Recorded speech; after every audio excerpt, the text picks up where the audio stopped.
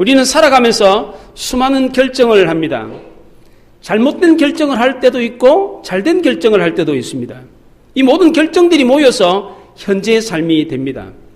어떤 것이 잘된 결정인지 잘못된 결정인지 모를 때가 참 많습니다. 그래서 미국의 신학자 라이널드 리버는 평온을 위한 기도를 드렸습니다. 하나님, 저에게 평온함을 주옵소서. 바꿀 수 없는 것들은 받아들일 수 있도록, 바꿀 수 있는 것들은 바꿀 수 있는 용기를, 그리고 이 둘의 차이를 분별할 줄 아는 지혜를 주옵소서. 이렇게 기도를 했습니다. 이 기도처럼 우리 인생에는 바꾸어야 할 것이 있지만 바꾸지 말아야 할 것도 있습니다. 우리는 이것을 어떻게 합니까? 어떻게 해야 됩니까? 우리 주변에는 바꾸어야 될 것은 바꾸지 않고 바꿀 거는 바꾸지 않는, 바꿔야 되는데 안 바꾸고 바꾸지 마라 그러는데 바꾸는 이런 청개구리 같은 사람들이 종종 있습니다. 성경에 싸우지 마라 그랬는데 싸우고 피하라 그랬는데 피하지 않는 이런 사람이 있습니다. 긁어 부스럼이라는 말이 있습니다. 괜히 건드려가지고 화만 돋구는 그런 경우가 있지요. 성경에는 싸워서 이기라는 구절이 있습니다. 죄와 싸워서 이기라, 선한 싸움을 싸우라 이렇게 말을 합니다. 그런데 싸우지 말라라고 하는 구절도 있습니다. 정욕과는 싸우지 말고 피하라 그럽니다. 어리석은 변론, 족보 이야기, 분쟁, 율법에 대한 다툼 피하랍니다. 음행도 피하랍니다. 우상숭배도 피하랍니다. 음행 싸워서 이기겠다 그거 아니에요. 피해야 돼요. 우상숭배도 마찬가지예요. 나는 우상 앞에 가면 제사 지는 데 가면 나는 이길 수 있다 그게 아니고 피하라 그랬어요. 오늘 본문에도 하나님이 이스라엘 백성들에게 주신 명령은 싸우지 말고 피하라는 것입니다. 에돔과 싸우지 말고 피하라 그랬습니다. 이 말씀이 우리에게 주는 교훈이 무엇입니까? 때때로 하나님이 우리에게 주시는 말씀이 우리의 본성에 안 맞는다고 할지라도 따라야 한다는 것입니다. 또 그렇게 따르고 순종했을 때 우리가 생각지도 못했던 놀라운 복을 받는다는 겁니다. 하나님이 정해놓으신 길을 나중에 걷고 난 뒤에 나중에 뒤를 돌아보면 이래서 하나님이 이 길을 걷게 하셨구나 라는 사실을 깨달을 때가 있습니다.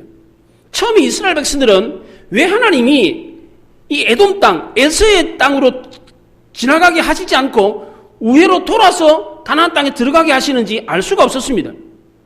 사실 남쪽 시내산에서 북쪽 가나안 땅에 들어갈 때 정직진을 해가지고 똑바로 북쪽으로 올라가면 훨씬 더 가깝게 좋은 길로 편안하게 가나안 땅에 들어갈 수가 있었습니다. 그런데 왜 삥 둘러서 우회도로로 더 먼 길로 사막길을 지나서 강을 건너서 사막을 지나가지고 그렇게 적군과 싸워서 그렇게 힘겹게 가나안에 들어가게 하는지 알 수가 없었습니다. 가나안 땅에 들어가기 1년 전쯤에 이스라엘 백성들은 에돔 땅을 지나갔는데 이때 이스라엘 백성들은 하나님이 에돔 땅을 지나가지 못하게 한 이유를 알지 못했습니다.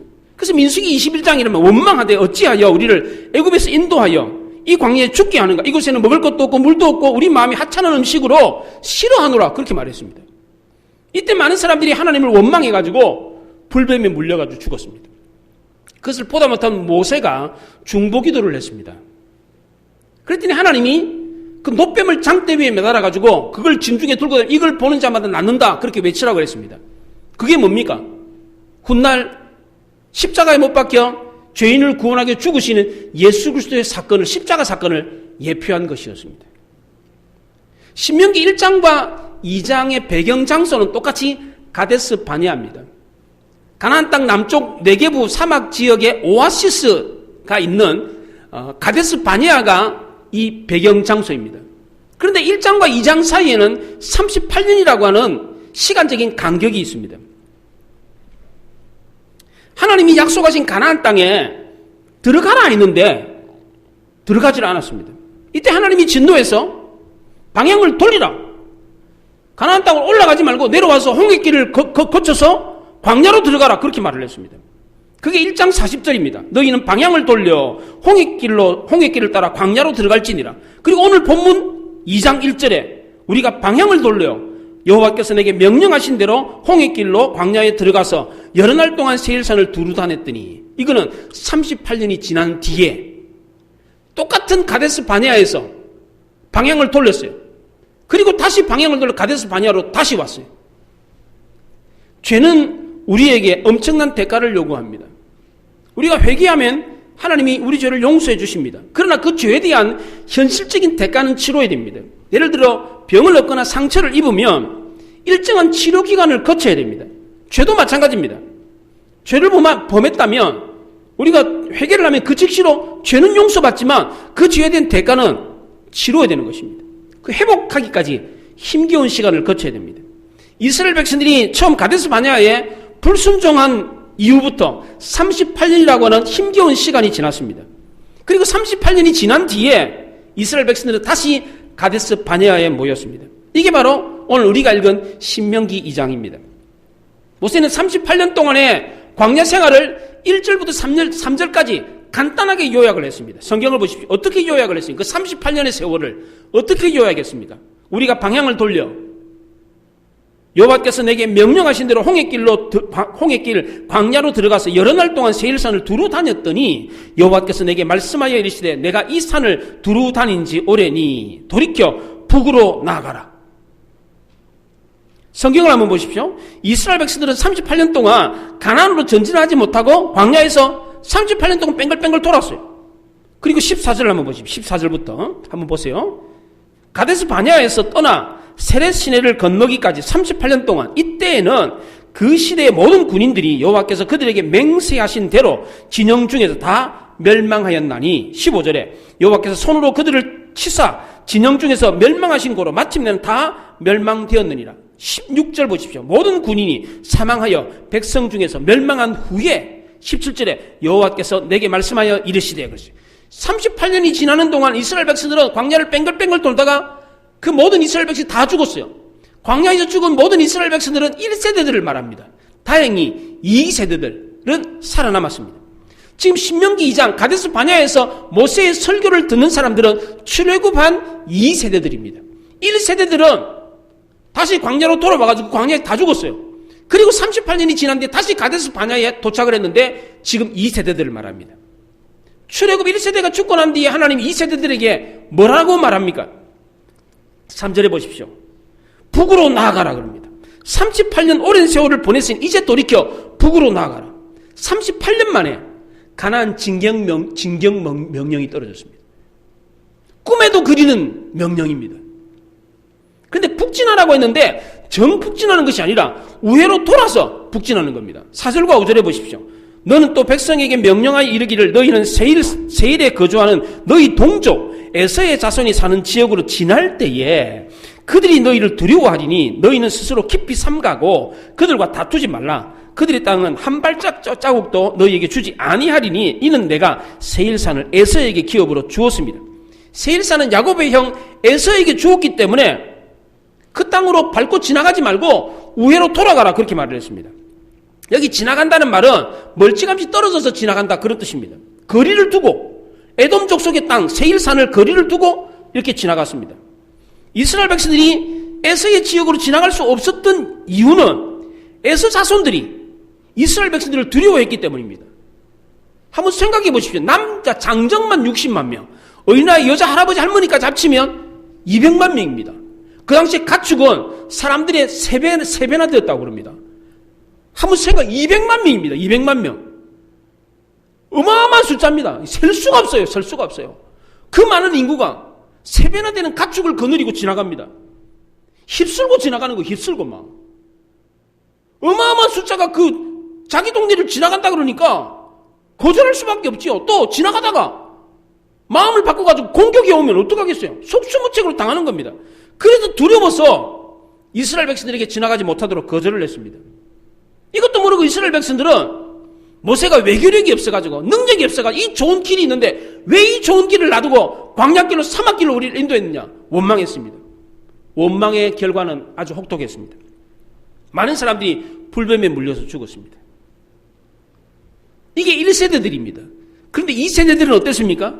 에서의 지역을 지날 때에 멀찌감치 떨어져가지고 우회해서 돌아서 지나갔습니다. 그리고 그 길을 지나갈 때에 양식과 물을 돈 주고 사 먹었어요. 하나님이 돈 주고 사 먹으라 그랬어요. 왜 그랬습니까? 곧 있으면 광야에서 필요한 모든 것을 다 제공해 주시는 만나 시대가 끝나고 가나안 시대가 도래하기 때문입니다. 광야의 만나 시대는 이스라엘 백성들이 거두고 심는 시대가 아니었습니다. 농사를 짓지 않았습니다. 먹을 거리, 입을 거, 뭐 잘 거 다 하나님이 책임져 주세요. 심지어 신발, 옷까지 다 하나님이 책임져 줬어요. 40년 동안 신을 신었는데 옷을 입었는데 낡지는 않았어요. 여러분 신발 40년 신는 분 계세요? 옷을 40년 입을 수 있는 분 계세요? 없어요. 예. 그럴 수가 없어요. 옷까지 책임져 주세요. 잠자리도 하나님이 책임져 줬습니다. 밤에 잘 때 춥지 않도록 불기둥을 피워가지고 불을 피워가지고 따뜻하게 해줬습니다. 그런데 이제 곧 있으면 들어가는 가나안 땅은 그런 시대가 아니었습니다. 심고 거두는 시대였습니다. 하나님이 주시는 행복은 행운이 아닙니다. 심고 거두는 갑지불을 해야 얻을 수 있는 행복입니다. 심지도 않고 거두려고 하는 것은 도둑놈 심보입니다. 이것도 하나님을 망언으로 여기는 겁니다. 신약성경 마태복음에서 천국을 이렇게 비유를 했습니다. 천국은 마치 밭에 감추인 보화와 같다. 쟁기질을 하다가 덜커덕 쟁기가 걸려서 땅을 파보니까 이 보석함이 나온 거예요. 보석함이. 그래 그걸 덮어두고 집에 가가지고 자기 모든 재산을 다 팔아가지고 그 땅을 삽니다. 그 당시에 법에 보물이 나오면 그 보물은 땅 주인께 되는 거였습니다. 그러니까 소장농이 땅을 파다가 보물함을 발견하며 얼른 덮어두고 집에 가가지고 모든 재산을 다 팔아가지고 그 땅을 사는 거예요. 이게 하나님 나라라는 거예요. 하나님 나라는 대가를 지불하고 사야 된다는 것입니다. 달란트 비유에서도 마찬가지입니다. 종이 주인에게 자기 달란트를 땅에 파묻어 넣었던 종에게 악하고 게으른 종이라고 그랬습니다. 하나님 나라는 반드시 자기 희생이 필요한 것입니다. 손 안 대고 코 푸는 그런 게 하나님 나라가 아닙니다. 이런 그냥 아무것도 하지 않고 광야에서 40년 동안 하나님이 주신 것으로 제공하는 것으로 살았던 이스라엘 백성들은 어떤 생각을 했겠습니까? 40년 동안 우리는 한 게 아무것도 없다. 농사도 안 지었다. 근데 하나님이 다 먹여주고 입혀주고 재워주더라. 그러니까 가나안도 그럴 거다. 가나안에 들어가도 하나님이 다 해주실 거니까 우리는 아무것도 할 거 없다. 이런 생각을 가질 수 있었습니다. 그래서 하나님이 뭐라 그럽니까?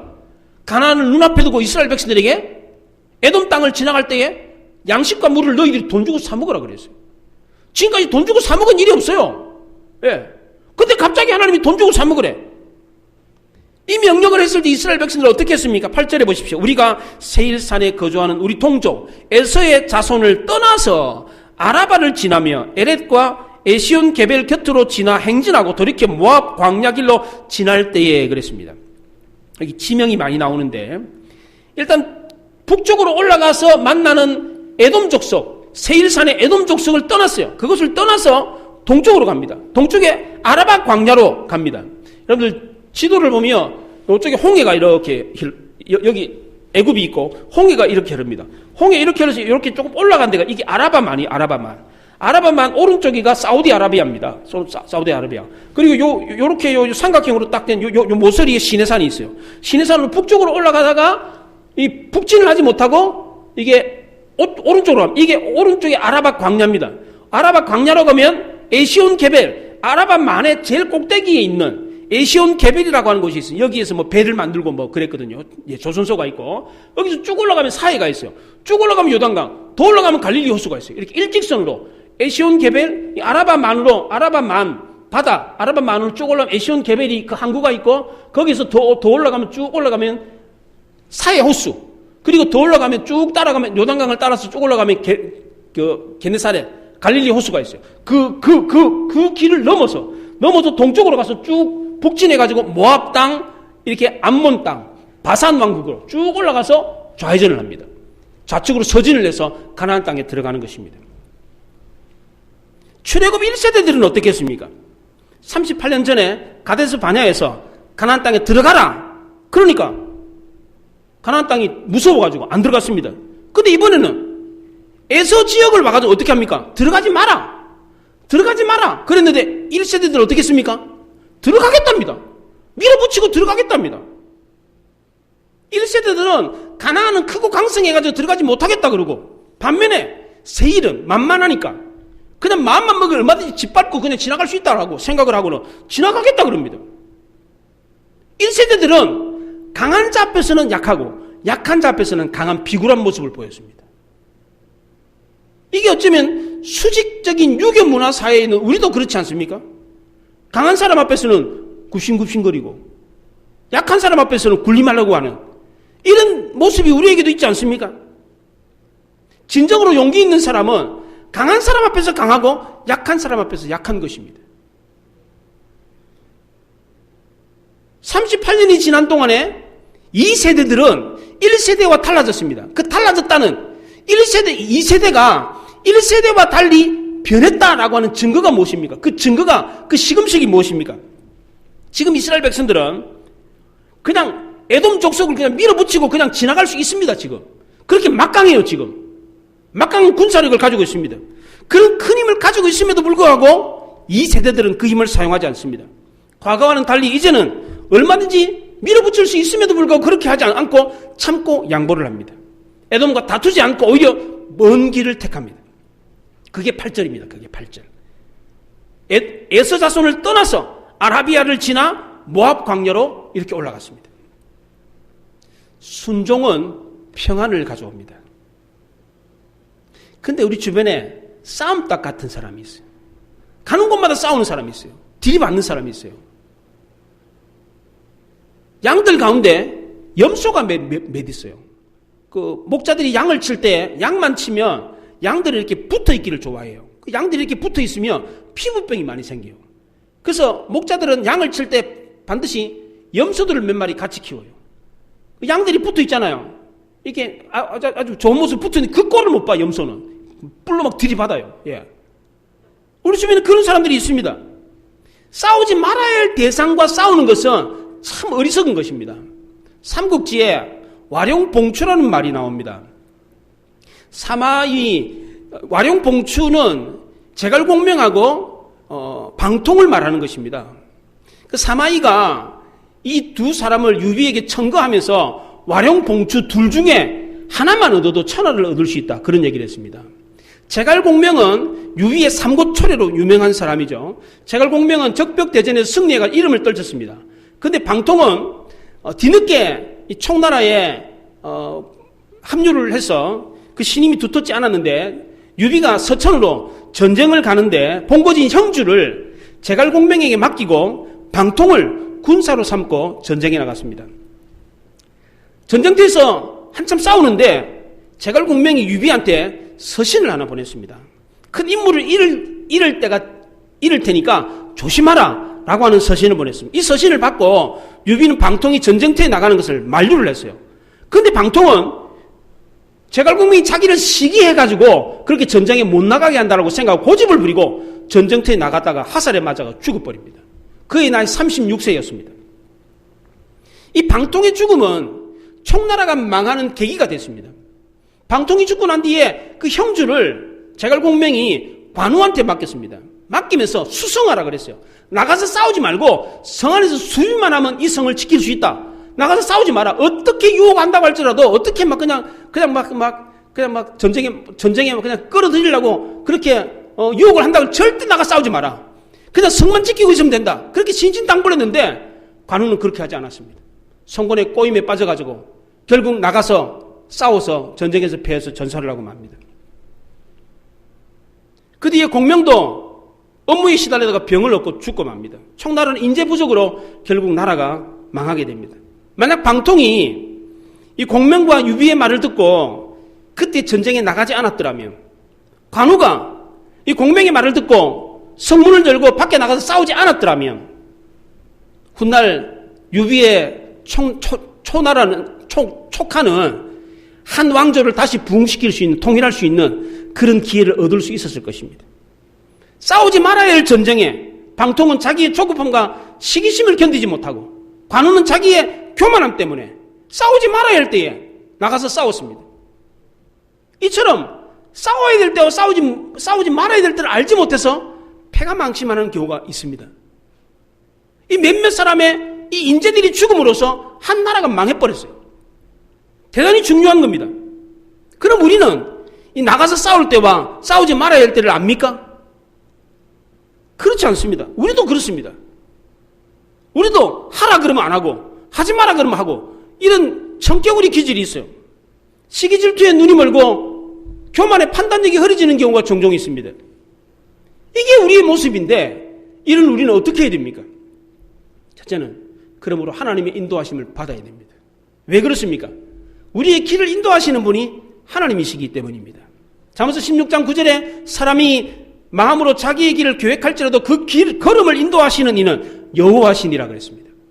우리가 뭔가를 계획한다고 할지라도 우리 걸음을 인도하시는 분은 하나님이시기 때문입니다. 또 하나, 하나님이 인도하시는 대로 따라가야 되는 이유는 나아가고 물러가야 될 때를 하나님이 정하시기 때문입니다. 우리는 한참 또 앞을 내다보지를 못합니다. 근데 모르는데 어떻게 하나님이 인도하시는 대로 따라갈 수가 있습니까? 모르니까 참고 기다려야 되는 겁니다. 두 번째는 시편 37편 7절에 여호와 앞에 잠잠하고 참고 기다리라 그랬어요. 여기서 기다린다는 말 아무것도 하지 않고 그냥 마냥 수동적으로 기다린다 그런 뜻이 아닙니다. 능동적으로 하나님의 길과 뜻을 찾으면서 기다리는 것입니다. 조급해서 얻는 것은 실수뿐입니다. 여유 부려서 실수하기보다는 조급해서 실수하는 경우가 훨씬 더 많습니다. 저 같은 경우 그렇습니다. 제 경험은 그래요. 여유 부려서 잘못된 것보다도 조급해가지고 서둘러서 실수한 경우가 훨씬 더 많았어요. 여러분은 그렇지 않습니까? 하나님이 이스라엘 백성들에게 두 번째 기회를 주셨는데 얼마 만에 주셨습니까? 무려 38년 만에 줬습니다. 말이 38년이지 두 번째 징역 명령이 38년 만에 내려졌습니다. 다윗을 한번 생각해 보십시오. 다윗은 어린 시절에 이스라엘의 왕이 되리라고 하는 기름 부음을 받았습니다. 근데 기름 부음 받자마자 왕이 된 게 아닙니다. 10여 년이 훨씬 지난 뒤에 왕이 되었습니다. 사울과 싸우지 않고 참고 기다렸던 그 10여 년의 오래된 세월이 다윗을 성군으로 만들어 주었습니다. 진 에드워드의 세왕 이야기라고 하는 책이 있습니다. 이 책에 사울왕, 다윗왕, 압살롬 왕에 대한 이야기를 하는데 이 책의 주인공이 다윗입니다. 다윗의 광야 생활이 다윗 안에 있는 하나의 사울의 기질을 죽이는 것이었다. 그렇게 말했어요. 다윗 안에도 사울의 기질이 있었어요. 시기하고 질투하고 급한 이런 기질이 있었어요. 다윗의 그 광야 생활이 그런 기질을 죽이는 것이었다는 겁니다. 만약 사울이 다윗에게 창을 던졌을 때 그 창을 빼가지고 다윗이 사울에게 던졌더라면 어떻게 되겠습니까? 물론 권력을 얻어가지고 왕이 됐겠죠. 그러나 다윗 역시도 사울왕처럼 미쳤을 거라고 합니다. 유다의 왕은 될 수 있었겠지만 이스라엘 전체 12개 지파의 왕이 되지는 못했을 것이라고 합니다. 다윗은 15세에 골리앗을 죽이고 난 뒤에 몇 년 동안 인정받다가 30세가 되도록 10여 년 동안 사울에게 쫓김을 당하는 괴로움을 겪어야만 했습니다. 그리고 30세가 되었을 때에 남쪽 유다와 시므 이 두 지파의 왕이 되어서 7년 반 동안 나라를 다스렸습니다. 그리고 난 뒤에 사울이 죽고 난 뒤에 훨씬 지난 그러니까 10년에다가 7년 반에다가 그러면은 거의 20년이죠. 20년이 지난 뒤에 이스라엘 전체의 왕이 됐습니다. 그리고 33년 동안 도합 40년을 이스라엘을 통치하는 왕으로 있었습니다. 다윗은 하나님이 왕이 되게 할 때까지 참고 또 참으며 기다렸습니다. 그동안 다윗은 권위가 아니라 순복하는 삶을 배웠습니다. 규칙이나 법으로 문제를 해결하는 것이 아니라 인내하는 법을 배웠습니다. 이기는 것이 아니라 지는 법을 배웠고 빼앗는 것이 아니라 주는 것을 배웠습니다. 이 기간 동안 다윗은 누구보다도 굴곡진 인생을 살았지만 누구보다도 더 아름다운 하나님의 사람으로 변화되었습니다. 여러분 길 같은 경우에 어떤 길이 아름답습니까? 직선으로 쭉 이렇게 쭉 뻗은 길이 아름답습니까? 꼬불꼬불 이렇게 굽이굽이 이렇게 휘어진 길이 아름답습니까? 어떤 길이 아름답습니까? 굽이굽이 휘어진 길, 산길 있잖아요. 오솔길 이렇게 너무너무 아름답어요. 강도 그렇습니다. 강도 어떤 강이 아름답습니까? 쭉 직선으로 뻗은 강입니까? 아니면 굽이굽이 이렇게 물결 치면서 흘러가는 이런 강이 아름답습니까? 어떤 강이 아름다워요? 굽이굽이 흐르는 강이 훨씬 더 아름답습니다. 박노해 시인의 굽이 돌아가는 길이라고 하는 시가 있습니다. 한번 들어보십시오. 올곧게 뻗은 나무들보다는 휘어자란 소나무가 더 멋있습니다. 똑바로 흘러가는 물줄기보다는 휘청 굽이친 강줄기가 더 정겹습니다. 일직선으로 뚫린 빠른 길보다는 산 따라 물 따라가는 길이 더 아름답습니다. 곧은 길 끊어져 길이 없다고 주저앉지 마십시오. 돌아서지 마십시오. 삶은 가는 것입니다. 그래도 가는 것입니다. 우리가 살아있다는 건 아직 가야 할 길이 있다는 것, 곧은 길만이 길이 아닙니다. 빛나는 길만이 길이 아닙니다. 굽이 돌아가는 길이 멀고 쓰릴지라도 그래서 더 깊어지고 환해져 오는 길, 서둘지 말고 가는 것입니다. 서로가 길이 되어 가는 것입니다. 생을 두고 끝까지 가는 것입니다. 노자의 도덕경에 곡적전이라고 하는 구절이 있습니다. 굽은 것이 곧 온전하다라는 뜻입니다. 전남 순천만에 가면 석양에 이렇게 굽이 이렇게 흐르는 이렇게 강줄기에 이런 길이 있습니다. 여러분들 가보셨습니까? 순천만에 가시면 꼭 보십시오. 이 물줄기를 따라서 이렇게 물길이 만들어져 있는데 굽이 치면서 이렇게 굽어져 만들어진 아름다운 길이 있습니다. 굽이 애돌아가는 길이 더디고 정겨운 길입니다. 산천을 벗삼아 가는 길이 아름답습니다. 생명을 다치지 않는 살림의 질서가 자연스러운 것입니다. 사람도 그렇습니다. 이리 치이고 저리 치여가지고 울퉁불퉁한 사람이 정겹습니다. 그런데 인생에 아무런 질고도 겪지 않고 네모 반듯하게 자란 사람, 이런 사람은 정겹지 않고 오히려 낯섭니다. 사람은 굽어지고 꼬부라지면서 온전해져 가는 것입니다. 나이가 들면 점점점 굽어지고 꼬부라집니다. 이런 세월을 참고 기다린 세월이 우리를 온전하게 만들어 가는 것입니다.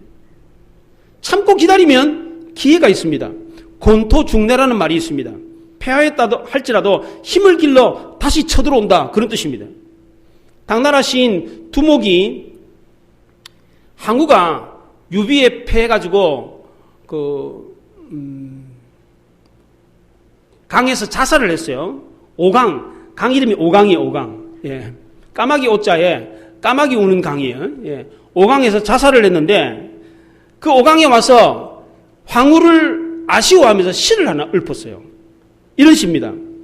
승패란 병가에서 기약할 수 없는 일이니 실패는 전쟁에서 늘 있는 법. 부끄러움을 안고 참을 줄 아는 것이 사나이라네. 강동의 젊은이 중에는 준재가 많으니 흙먼지 일으키며 다시 쳐들어왔더라면 어찌 되었을까. 항우가 패전의 좌절을 견디고 훗날 다시 도모했더라면, 그때 자살을 하지 않고 다시 한 번 더 기회를 노렸더라면 패권을 얻을 수 있었을 텐데 라고 하는 아쉬움을 표한 시였습니다. 항우는 마지막 이 오강에서 한진의 포위를 받아가지고 도망가느니 차라리 여기서 죽겠다, 그리고 자결을 해 죽어버렸어요. 그 두목이 그럽니다. 그때 죽지 않고 그때 도망갔더라면, 몸을 피신하고 다음 기회를 받더라면 그가 왕이 되었을 텐데, 그렇게 얘기를 합니다. 우리 인생에도 싸워야 할 때가 있고 물러나야 될 때가 있습니다. 싸우지 말아야 될 때 괜히 싸워가지고 본전도 못 찾는 경우가 얼마나 많습니까? 고진감래라고 했습니다. 쓴 것이 당하면 단 것이 오는 것입니다. 고생 끝에는 낙이 있는 법입니다. 이스라엘 백성들은 38년 고진감래하는 기나긴 오랜 세월을 참고 또 참았습니다. 그 참은 기다림이 결국은 열매를 맺었습니다. 신앙생활도 오래 참고 기다리는 기다림의 연속입니다. 그러기에 인내가 필요한 것입니다. 똑같은 삶을 오랫동안 똑같이 지속을 해야 됩니다. 우리 한번 보십시오. 주일 예배, 수요 예배, 금요 예배, 새벽 기도 계속해서 똑같이 예배를 드립니다. 이거를 주님 오신 그날까지 다람쥐 쳇바퀴 돌듯이 늘 언제나 반복적으로 그렇게 해야 됩니다. 예수 믿는 사람들이 신앙생활을 하는 걸 보면 틀에 박혀 있어요. 얼마나 지루하고 얼마나 따분한지 몰라요. 그렇잖아요. 이런 똑같은 삶의 연속이 있어야 열매를 맺는다는 것입니다. 나무나 풀 같은 경우를 한번 생각해 보십시오. 나무나 풀을 자꾸 옮겨 다니면 열매는 그냥 금방 죽어버립니다. 소나무나 은행나무를 한번 생각해 보십시오. 수백 년, 수천 년을 견딜 수 있는 이유가 무엇입니까? 그 한 자리에 그냥 버티고 그냥 서 있는 겁니다. 그러니까 죽지 않고 그 수천 년, 수백 년을 견디는 것입니다. 우리의 신앙생활도 마찬가지입니다. 주님 오신 그날까지 참고 견뎌야 됩니다. 그렇게 하려면 어떻게 해야 돼요? 그 자리를 그냥 지키고 있어야 돼요. 그 자리를. 예. 여기저기 옮겨 다닌다고 지키는 게 아니에요. 비가 내리면 비를 맞고 천둥번개가 치면 맞아야 돼요. 우리를 흔드는 바람도 그냥 맞아야 돼요. 이렇게 인내할 때에 열매가 자라는 것입니다. 열매는 인내를 먹으면서 자라는 것입니다. 마지막 셋째로, 인생의 길을 모르는 우리가 길을 제대로 가려면 우리의 길을 인도하시는 하나님께 순종을 해야 됩니다. 사무엘상 15장에 순종이 제사보다 낫고 듣는 것이 수양의 기름보다 낫다고 그랬습니다. 우리 인생에 나아갈 때와 물러나야 될 때를 하나님이 정하십니다. 이 길을 인도하시는 분이 하나님입니다. 종종 하나님은 우리를 굽은 길로 인도하실 때가 많습니다. 이런 때 우리는 불평하거나 원망해서는 안 됩니다. 그 굽은 길이 우리를 더 깊고 더 성숙하고 더 아름답게 만들어주기 때문입니다. 그러니까 그 굽은 길이 멀고 쓰리다고 할지라도 불평하기보다는 오히려 감사할 수 있어야 됩니다. 이렇게 불평하기보다는 오히려 감사하고 순종할 때에 우리는 생각지도 못한 하나님의 놀라운 복을 받을 수가 있습니다. 그 당시는 모르지만 나중에 뒤돌아보면 그래서 하나님이 저렇게 하셨구나 라는 사실을 깨달을 수 있습니다. 그 당시 이스라엘 백성들은 왜 하나님이 이 에돔으로 직진해서 북쪽으로 가게 하시지 않고 왜 우회도로 그 먼 길로 사막을 지나 그 전쟁을 하면서 가나안 땅에 들어가게 하시는지 알 수가 없었습니다. 이때 두 가지 다른 반응이 나타났습니다. 1세대들은 주저한 자가도 불평하고 원망만 했습니다. 그런데 2세대들은 마찬가지로 1세대와 똑같이 그 이유를 알지 못했습니다. 왜 하나님이 그 먼 길로 인도하는지, 왜 우회도로로 가게 하시는지 알지 못했지만 그래도 순종을 했어요. 그랬더니 어떻게 됐습니까? 그 당시에는 몰랐지만 나중에서야 그 길이 더 좋은 길이고 더 복된 길이라는 사실을 알게 되었습니다. 만약 이스라엘 백성들이 자기네들이 원하는 대로 남쪽 길로 가나안 땅에 들어갔더라면 어떻게 됐겠어요? 남쪽에서부터 가나안 땅에 들어가면 가나안 전체의 7족속과 싸워야 됩니다. 그런데 동쪽으로 해가지고 서진을 해가지고 딱 들어가면서 이 가나안을 남북으로 딱 갈랐어요. 서진을 하면서 가가지고 남쪽, 북쪽을 딱 분리를 시켰어요. 힘을 분산을 시켰다고. 오늘 더글라스 메가더 장군이 인천 상륙 작전을 감행했지 않습니까? 이 메가더가 인천에 왜 상륙했습니까? 어쩌다가 그냥 인천 상륙한 겁니까? 그렇지 않습니다. 이 아이디어를, 이 전략을 어디에서 얻었습니까? 성경에서 얻었습니다. 메가더는 하루에 한 장씩 꼭 성경을 읽는 사람이었습니다. 그날도 인천 상륙 작전이 있는 그날 왼쪽 호주머니에 성경을 집어넣고는 기도를 하고 있었습니다. 메가더가 인천 상륙 작전을 감행했던 것은 이스라엘 백성들이 가나안 땅에 서진을 해가지고 요단강을 건너가서 서진함으로 가나안 세력의 북쪽과 남쪽의 세력을 힘을 분산시켜가지고 전세를 역전시킨 그것을 보고 거기에서 아이디어를 얻어가지고 인천에 상륙했던 것입니다. 더글라스 메가더 장군이 인천에 상륙해서 그냥 남북을 뚝 잘라버렸어요. 그러니까 북쪽에 북한군의 보급로가 차단이 돼가지고 남쪽에 있는 북한군들이 고립돼가지고 금방 전세가 역전돼 버렸습니다. 게다가 이스라엘 백성들이 동쪽의 방파제와 같은 역할을 하는 아모리 왕국하고 바산 왕국을 격파하고 가나안 땅에 진격을 했는데 이것 또한 고도의 전술 전략이었습니다. 그 당시에 이 요단강의 동편에 있는 땅, 이걸 트랜스 요르단이라고 그래요. 가로질러서 간다 그런 뜻에 지금도 트랜스 요르단이라고 그래요. 그쪽이 교통로예요, 교통로. 그래서 동쪽에 있는 거대한 세력, 아브라함이 살았던